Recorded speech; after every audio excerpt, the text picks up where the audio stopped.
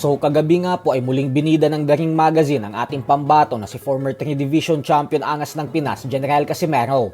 Matapos nitong magbalik tanaw at pinost ang naging tagumpay ni Cuadro Alas laban sa Cuban boxing legend Guillermo Rigondo noong siya pa ang WBO Bantamweight World Champion mahigit 5 taon na ang nakakalipas. At katulad nga po sa bawat content ng Ring Magazine tungkol kay Casimero, ay muli na naman itong humakot ng matataas na views at engagement. Kaya may mga kritiko na ni Alas ang bumabanat na baka daw kumuha ng Pilipinong admin ang Ring Magazine at Pinoy lang daw ang nagpo-post ng mga content patungkol kay Casimero sa Ring Magazine at na ginagamit lang daw nito si Alas upang magpataas ng views. Ganun pa man ay suspetsya lang naman po yan ng mga bashers at wala naman kumpirmasyon na isang Pinoy admin ang nagpo-post ng mga Casimero content sa Ring Magazine.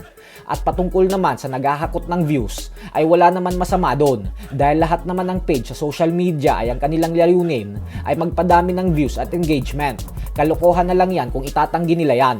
At kung si Casimero ang nakikita nilang dahilan para tumaas ang views nila ay hindi po ito negatibong bagay at bagkus nagpapatunay lamang ito ng karisma at kasikatan ni Cuadro Alas. Bukod dyan ay ayon naman sa isang French analyst ay ngayon palang umano ay sinasabi niya nang wag na daw munang magbalak ang current WBC Featherweight World Champion Shushu Carrington na lumaban sa WBO Champion Rafael Espinosa at maging sa Japanese Monster na Oya Inoue dahil hindi raw talaga maganda ang sasapitin nito. Sa katunayan nga daw ay dapat din umano itong umiwas kay General Casimero dahil ina-knockout daw talaga ito ni Cuadro Alas. Sinasabi niya lang umano ito hindi para mambatikos at bagkus nililigtas niya lang daw si Carrington sa kapahamakan. Kaya mas makakabuti daw ito para sa kampiyon kung umiwas na muna siya sa mga fighters na binanggit niya.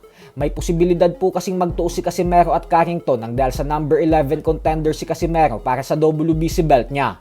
At ang tinalo ni Carrington nitong linggo na si Rene Palacios ay WBC number 10 contender naman. Sa kabilang banda naman mga idol ay matapos nga pong sabihin ng MP Promotions President Sean Gibbons na sa palagay niya umano ay malabo nang mangyari ang mega rematch sa pagitan ni Manny Pacquiao at Floyd Mayweather Jr.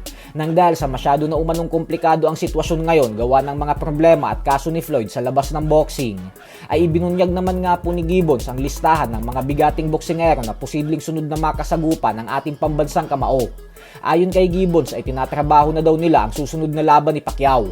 At ang mga pangalan umano ng potensyal na sunod na katunggali ni Pacman ay sina Gervonta Tank Davis, Rolando Romero, Conor Benn at Liam Paro. Sa apat po na yan ay ang pinakamalabong makatapat ni Pacquiao ay si Tank Davis. Kanina lang po kasi ay binalita ng hindi daw lalaban sa buong taon na ito si Davis. Magandang laban din sana para kay Pacquiao si Conor Benn, kaso wala naman siyang mapapala dito nang dahil sa wala itong hawak na titulo.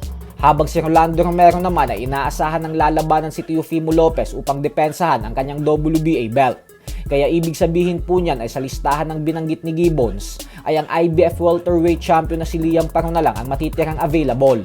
Bukod dyan ay si Liam Paro na din mismo ang nag-alok sa kampo ni Pacquiao na gusto niyang depensahan ng kanyang titulo laban sa 8 Division Champion. Kaya tingnan po natin kung sila na ba talagang dalawa ang susunod na magtutuos. So hanggang dito na lang po muna tayo mga idol.